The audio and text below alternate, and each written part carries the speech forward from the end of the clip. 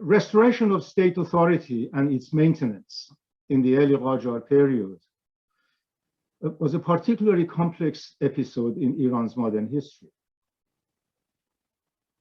The efforts of the dynasty's founder, Agha Muhammad Khan, were almost entirely consumed by his priority of consolidating his hold over his newly conquered domain and reestablishing sovereignty over vast territories that had been fragmented since the fall of the Safavids in the early 18th century.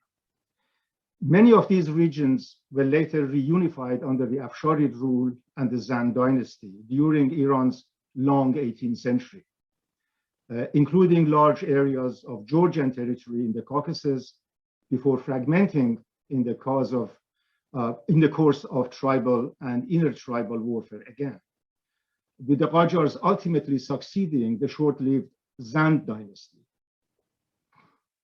This brought the Qajars on collision course with the Russians, who around the same period had set out to expand their territorial hold in the Caucasus by annexing Georgia in early 1800s.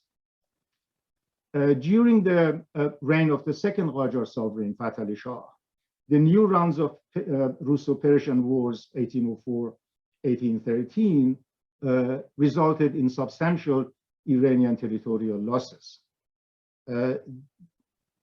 These were outlined in the Treaty of Gulistan and was signed in October 1813.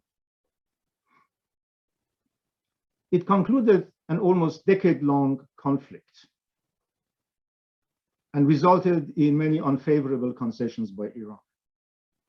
These included Russian possession of several important khanates in both North and South Caucasus, including Qarabagh, Ganja, Shirvan, Shaki, Darband, and Baku, as well as parts of Tailish and the fortress at Lankoran. Iran further abandoned its claims to other areas such as Dagestan, Georgia, and Abkhazia, including villages and towns on the coast of the Black Sea. Although the degree of the Persian hold on those territories is quite debatable and fluid, in fact. Iran also conceded navigation rights to Russian commercial ships going to Iranian ports, as well as exclusive rights to keep naval force in the Caspian Sea.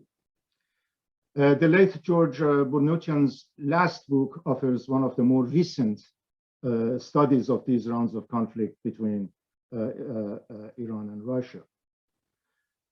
Both sides further agreed to establish free trade, with each side given access to their respective domestic markets. On the other hand, Russia agreed to recognize and support the designated Crown Prince Abbas Mirza and his descendants as the heir to the Persian throne. From the Iranian point of view, such specification would also simultaneously ensure, at least on paper, that Russia would recognize the Qajar Sultanate as a sovereign domain and its line of succession. We should also take into account the uneven military capabilities of two sides, with Iran lagging behind in terms of both military technology and organization. In a way, come to think of it, the Qajars had inherited a gunpowder empire, but without the gunpowder. Furthermore, there was the impact of certain non-military factors during the war, not all of which could be blamed on the recently established Qajar dynasty.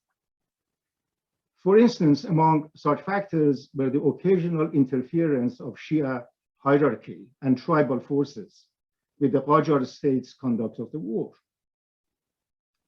But adding further to the complexity of the situation, some of these interventions had in fact been initially asked for by powers within the state itself, as in the case of, for example, encouraging the high-ranking ulama to declare jihad in order to mobilize irregular regiments to the war effort, which at the end turned out to be counterproductive. Unequal terms of Gulistan and its unclear demarcation of boundaries subsequently paved the way for renewed conflict, and some 13 years later caused the next rounds of Russo-Persian wars in 1826-28.